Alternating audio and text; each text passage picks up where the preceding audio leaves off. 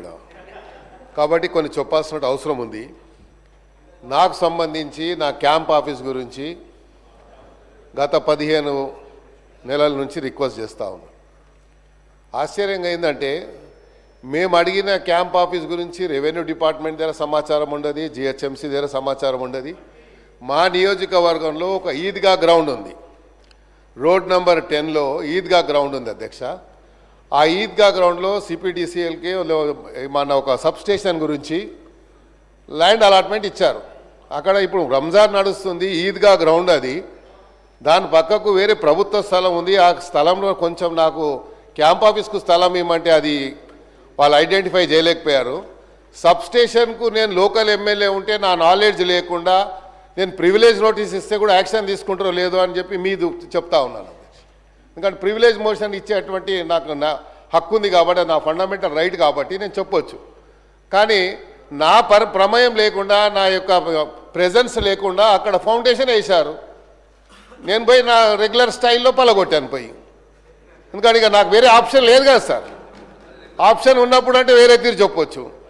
So మరి మంత్రి గారు ఉన్నారు కాబట్టి, భట్టి గారు ఉన్నారు కన్సర్న్ మినిస్టర్ కాబట్టి వారి నోటీస్ తీసుకొస్తున్నా అధ్యక్ష. ఇక తర్వాత చెప్తా ఉండు రాజుబాయి నువ్వు పట్టింది సార్. రెండోది అదే చెప్తున్నా, నోట్ అంటారు తర్వాత నోట్ అంటారు రిప్లై వస్తుంది. అబ్బాయి నువ్వు చూడలేదా సార్? ఇంకోటి, నేను రీసెంట్లీ ఒక గవర్నమెంట్ స్కూల్కి వెళ్ళాను అధ్యక్ష. వాళ్ళు ఏదో ఫంక్షన్ పెట్టుకుంటే పోతే అక్కడ ఉన్నటువంటి హెడ్ మాస్టరు ప్రిన్సిపల్ వచ్చి నాకేం రిక్వెస్ట్ చేశారంటే, సార్ మాకు గుడ్లు మిడ్ డే మీల్లో వస్తుండే, ఇప్పుడు మొదలు ఇస్తున్నారు సార్ అని చెప్పాను. చిన్న పిల్లలు వచ్చి నేను రోజు ఎన్ని గుడ్లు అయితే 20 చెప్పు నేనే పంపిస్తా అని చెప్పాను.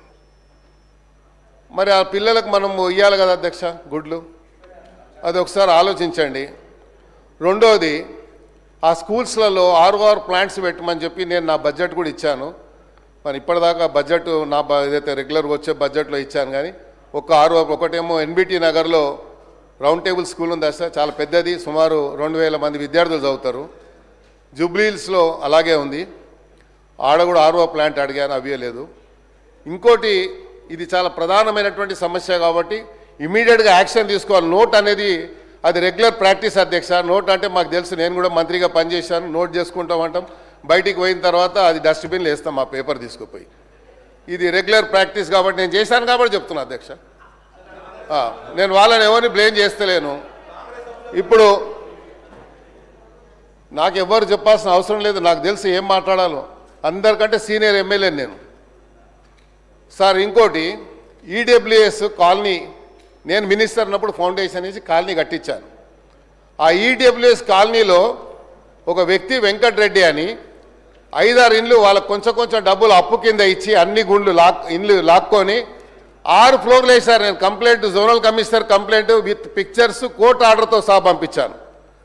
ఈరోజు వచ్చే ముందు MRO గారికి, తహసీల్దార్ గారికి, అదేవిధంగా DC గారికి పంపించాను. యాక్షన్ తీసుకుంటలేరు. ఈడబ్ల్యూఎస్ కాలనీ అది, పర్మిషన్ ఎలా వచ్చింది? ఇక్కడ కిట్టుకు ఏంటంటే మా దగ్గర ఉన్న టౌన్ ప్లానింగ్ ACP చిన్న పేపర్స్ పెట్టుకున్నారు. మొన్న ముఖ్యమంత్రి గారు చెప్పారు వారి కన్సర్న్తో. అలాంటి వాళ్ళు ఏం చేస్తారు, వాడే సొంతగా స్క్రీన్ ప్రింటర్ దగ్గరకు పోయి పేపర్ తీసి ఇక్కడ ఇల్లీగల్గా కన్స్ట్రక్షన్ ఫోటో తీసి అది CCPకి ఒకటి ACPకి ఒకటి పంపిస్తాడు. దీని మీద యాక్షన్ తీసుకుంటారు. మళ్ళీ వాడు కాంప్రమైజ్ అయిపోయి బిల్డింగ్ కట్టేస్తాడు. ఇది నడుస్తుంది కాబట్టి దయచేసి మీ సీరియస్ మ్యాటర్స్ ఇవి కాబట్టి ప్రభుత్వం తీసుకురావాలని బాధ్యత ఉంది కాబట్టి చెప్తా ఉన్నాను. మీరు అదే నోట్ చేసుకుంటారు, రెగ్యులర్గా చెప్తారు కాబట్టి అది మీ ఇష్టం, నేనేం దాన్ని చెప్పలేను. కాబట్టి ఇలాంటి ఎవరైతే సోషల్ మీడియాని మిస్యూజ్ చేసుకొని ఇలాగా అందరినీ బ్లాక్మెయిల్ చేస్తూ ఉన్నారు, ఇది చాలా హైదరాబాద్ సిటీలో చాలా పెద్ద ఎత్తున నడుస్తుంది. బిల్డర్స్ని చేస్తున్నారు, అట్ ద సేమ్ టైం డిపార్ట్మెంట్లో ఉన్నటువంటి GHMC అధికారులు అయితే వణికిపోతారు వాళ్ళతో. ఎమ్మెల్యే ఫోన్ చేసినా, మినిస్టర్ ఫోన్ చేసినా భయపడడు. కానీ ఆ సోషల్ మీడియా వాడు ఒక ఫోన్ చేస్తే మాత్రం సార్ నేను యాక్షన్ తీసుకుంటా అంటాడు, ఇద్దరు కూర్చొని లావాదేవీ జరిగిపోతుంది. సో ఇవన్నీ జరుగుతున్నాయి కాబట్టి క్యాంప్ ఆఫీస్ విషయంలో సీరియస్గా తీసుకోండి. తర్వాత ఈ ఈడబ్ల్యూఎస్ కాలనీ ఏదైతే ఇల్లీగల్గా కట్టాడో అది ఇమ్మీడియట్గా డెమాలిష్ చేయాలి. ఎందుకంటే పబ్లిక్ అంతా వచ్చి నా మీద పడతా ఉన్నారు. క్యాంప్ ఆఫీస్ లేకుండా నేను హైదరాబాద్ సిటీలో ఉంటా కాబట్టి వందల మందితో డైలీ ఇంటరాక్షన్ ఉంటుంది అధ్యక్ష. వాళ్ళని కూర్చోబెట్టుకోవడానికి కూడా మనకు ఇబ్బంది అవుతుంది. కాబట్టి నా క్యాంప్ ఆఫీస్ గురించి కూడా దయచేసి మరి నోట్ చేసుకుంటారని చెప్తారు. కాబట్టి మీరు ఒక డైరెక్షన్ ఇవ్వండి. Thank you. గౌరవ మంత్రి గారు. అధ్యక్ష